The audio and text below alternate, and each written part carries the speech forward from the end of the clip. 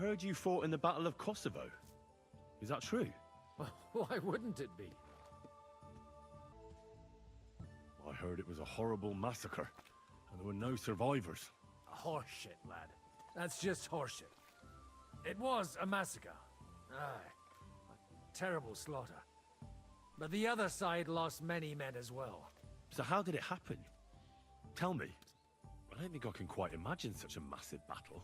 How many soldiers were there? Countless, lad. I'd never seen so many take the field. At least 10,000 men on our side. And Sultan Murad must have had at least twice as many with him. So how did the battle go? Lord forgive me, but it went to shit. Could you be more specific? Specific? Well, I only know what people said after the battle. When you're in the midst of it, you don't see what's happening around you. Which was? Well, it's hard to describe. Attacks are followed by retreats, and between that, only fatigue and dust. So what happened? When the battle began, the Serbian cavalry crushed the Turkish left flank.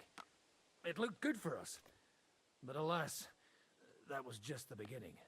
Soon, we got ours too. We fought valiantly, but they pushed us back, and in the meantime, they hit our center. The Sultan's Janissaries attacked us there. Damn devils, and raised all hell. Rivers of blood soaked the ground. How could you survive something like that? You can't give up, and death isn't an option.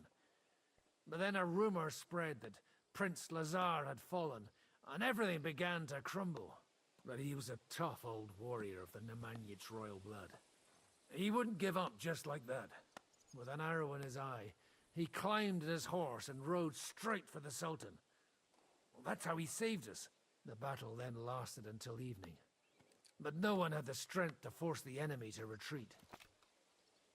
And where did you fight? In the saddle. I'm a nobleman, after all. But I lost 3 horses under me. So in the end, I also fought on foot. Most of us mercenaries were on the left flank, under the command of Vlatko Vukovic. But he soon got wounded, and the men began to flee. I mean, if it wasn't for Nicholas Gabriel, we wouldn't be talking here today. And who was that? The commander of our company. A born warrior, and a good friend. In fact, Zizka reminds me of him a bit sometimes. In any case, the fact that Gabriel had taken a command at that point meant our flank did not buckle, and the Ottoman rabble did not cut us to pieces as we fled. So who won in the end? The battle lasted all day, and in the end no one knew who had won, because both sides left the field. Only later did we find out. Prince Lazar had fallen there alongside all his Serbian nobility. Still later came the news that Lazar had been captured and executed by the Turks the day after the battle. They executed a prince? Aye.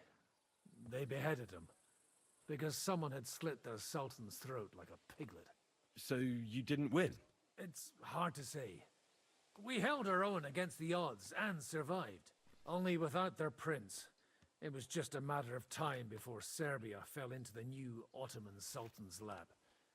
Fortunately, I didn't stick around to see it. All the same, even as I'm telling it, it strikes me what an adventure it was. I suppose time heals all kinds of shit. In the end, you forget the bad things. And yet, I can only thank God that Nicholas Gabriel was there. Your captain? Aye, him. We actually became friends of sorts. He even taught me one of his sword tricks. He did? Aye, really. I could even show you sometime. A memory of the good man who saved my arse on that day.